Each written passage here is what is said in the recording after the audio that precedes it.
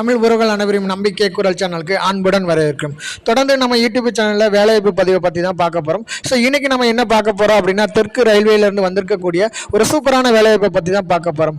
அதாவது தென்கிழக்கு ரயில்வேயில் காலியாக உள்ள 1785 பணியிடங்களை நிரப்ப தகுதியான நபர்களிலிருந்து விண்ணப்பங்கள் வரப்பெறுகிறதுன்னு சொல்லியிருக்காங்க. ஸோ இதுக்கான கல்வி தகுதி என்ன, சம்பளம் என்ன, காலி பணியிடங்கள் எண்ணிக்கை, தேர்வு செய்யும் முறை அப்படிங்கிறத பார்ப்போம். ஸோ இது முற்றிலும் பார்த்தீங்கன்னா தெற்கு ரயில்வே துறையிலிருந்து வந்திருக்கக்கூடிய வேலை. காலி பணியிடங்கள் பார்த்தீங்க அப்படின்னா 1785 ஆல் ஓவர் இந்தியாவில் கொடுத்துருக்காங்க. ஸோ இது அப்ளை பண்ணக்கூடிய டேட்டு 18/11/2025 லாஸ்ட் டேட் பார்த்தீங்க அப்படின்னா 17/12/2025 வரைக்கும் கொடுத்துருக்காங்க. ஸோ பணியோட பேர் பார்த்தீங்கன்னா அப்ரெண்டிஸ் கொடுத்துருக்காங்க 1785. ஸோ இதுக்கான சம்பளம் அப்படிங்கிறத அந்த நோட்டிஃபிகேஷனில் கொடுத்துருக்காங்க. நான் லிங்க் கொடுக்குறேன், பார்த்துக்கோங்க. ஸோ இதுக்கான கல்வி தகுதி பார்த்தீங்கன்னா மெட்ரிகுலேஷன் பாஸ் பண்ணியிருக்காங்க. அதாவது 10th + 12th முடிச்சிருந்தாலே போதும், 50% மார்க் இருந்தாலே போதும்னு சொல்லியிருக்காங்க. ஸோ அது மட்டும் இல்லைங்க, ஐடிஐயில் வந்து சம்மந்தப்பட்டதுங்க ஐடிஐ டிபார்ட்மெண்ட்டில் வந்து ஐடிஐ கோர்ஸ் முடிச்சிருக்கணும்னு சொல்லியிருக்காங்க. இதுக்கான ஏஜ் லிமிட் பார்த்தீங்க அப்படின்னா 15 வயசு முடிஞ்சிருக்கணும். மேக்ஸிமம் பார்த்தீங்க அப்படின்னா 24 வயசுக்குள்ளே இருக்கணும்னு சொல்லியிருக்காங்க. ஸோ அதுவும் வயது தலைமை கொடுக்காங்க. SC/ST இருந்தால் 5 இயர்ஸும், OBC இருந்தால் 3 இயர்ஸு ஸோ கொடுத்துருக்காங்க. ஸோ அதை நம்ம பார்த்துக்கலாம். விண்ணப்ப கட்டணம் பார்த்தீங்க அப்படின்னா SC/ST பெண்களுக்கு வந்து கட்டணம் எதுவும் கிடையாது. ஆல் அதர் கேண்டிடேட்ஸ் பார்த்தீங்க அப்படின்னா 100 rupees வந்து நம்ம எக்ஸாம் ஃபீஸ் கட்ட வேண்டியதாக இருக்கும். ஸோ தேர்வு செய்யும் முறை பார்த்தீங்க அப்படின்னா மெரிட் லிஸ்ட்டில் தான் செலக்ட் பண்ண போகிறாங்க. எக்ஸாம் எதுவுமே கிடையாது. டாக்குமெண்ட் வெரிஃபிகேஷன் பண்ணுவாங்க. அடுத்து நேரடியாக நமக்கு ஜாப் தான் கொடுக்க போகிறாங்க.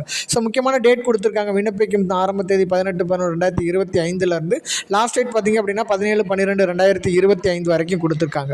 ஸோ விண்ணப்பிக்கும் முறை இது எப்படி நம்ம விண்ணப்பிக்கணும் பார்த்தீங்க அப்படின்னா, இதுக்கான அதிகாரப்பூர்வ இணையதளத்தில் போயிட்டு தான் நம்ம அப்ளை பண்ணணும் அப்படிங்கிறதையும் சொல்லியிருக்காங்க. ஸோ ஆன்லைன் விண்ணப்பிக்கிறதுக்குன்னு சொல்லியிருக்கு. நம்ம அப்ளிகேஷன் ஃபார்ம் பார்த்தீங்க அப்படின்னா, ஸோ இதுதான் அஃபீஷியலோட அந்த டிபார்ட்மெண்ட் ரயில்வே டிபார்ட்மெண்ட்டோட நோட்டிஃபிகேஷன். ஸோ இந்த வெப்சைட்டில் நம்ம இந்த அப்ளை அப்படிங்கிறத நம்ம கிளிக் பண்ணோம் அப்படின்னா ரிஜிஸ்ட்ரேஷன் ஃபார்ம் நமக்கு இருக்கும். ஸோ ரிஜிஸ்ட்ரேஷன் ஐடி இருந்துச்சு, பாஸ்வேர்டு கிரியேட் பண்ணியிருந்தோன்னா நம்ம லாகின் பண்ணிக்கணும்.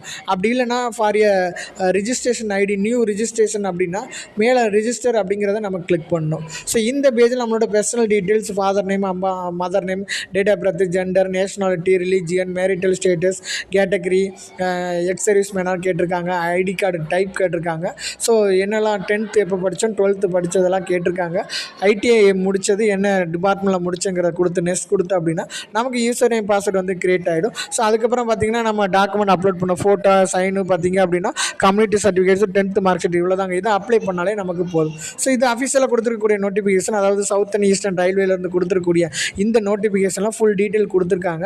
ஸோ என்னென்ன ஐடிஐ டிபார்ட்மெண்ட்டில் என்ன வேக்கன்சியும் கொடுத்துருக்காங்க பார்த்திங்க அப்படின்னா, ஃபஸ்ட்டு கொடுத்துருக்காங்க பாருங்கள், fitter, turner, electrician, welder, mechanic, machinist, painter. So இதெல்லாம் கொடுத்துருக்காங்க.